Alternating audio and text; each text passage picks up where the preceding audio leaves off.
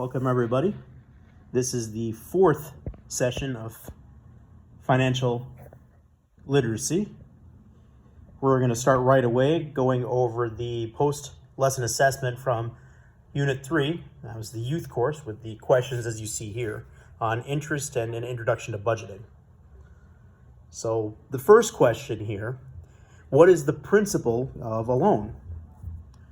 So the principal is the amount that you borrow. It is the money against which the interest will be applied when you're paying back the loan or when you're receiving money for having loaned out money to someone else.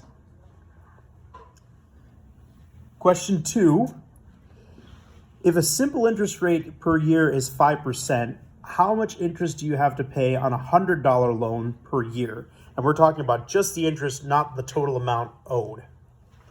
So if you're looking at simple interest, the calculation for the total, including the total amount owed plus the interest, is this formula right here, P in parentheses 1 plus R times T. But as you may recall, the interest alone is simply the principal times the interest rate times the unit time. And in this case, we said that we're talking about a 5% interest rate, so 0.05, and it's a $100 loan, so P would be 100. And it's over 1 year. So in a 1 year period of time, you would end up having to pay $5 per year. Now, if you wanted the total amount, you would have to add the principal back to it, and you'd have this formula instead. So you wouldn't have, let me actually go back and show you, you wouldn't have the formula P times 1 plus RT. You would actually have this formula, P times R times T for the accrued interest. This is the total amount that you're going to be paying off over that period of time. So the answer when you plug in all the variables of 5%, a $100 loan, and 1 year, you end up getting $5 per year. Question 3, how is compound interest different than simple interest?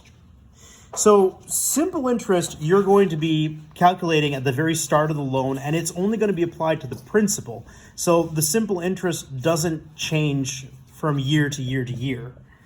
Compound interest, on the other hand, is calculated on whatever the principal and the unpaid interest is per unit time. So every time that the interest compounds, you're not only putting the interest on the principal, but whatever unpaid interest that you've accrued on this before.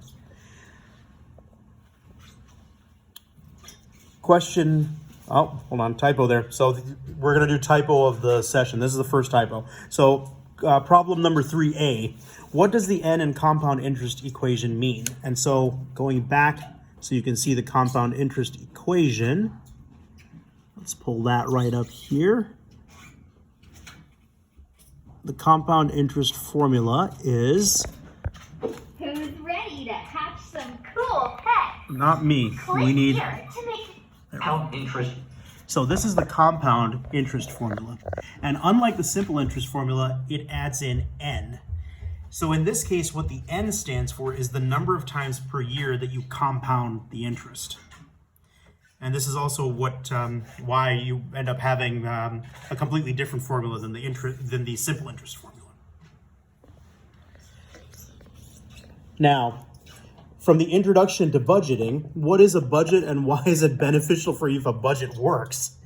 So a budget is essentially a financial plan that attempts to keep your income higher than your expenses. By charting out all of the money that you take in versus the money that you go out, you have a better chance of being able to know your finances, the ins and the outs, and thereby become more and more wealthy as a result of being able to change the variables in your budget. So that's for the youth course. Next, we will go on for the post-lesson assessment, at least part 1 for the adult course.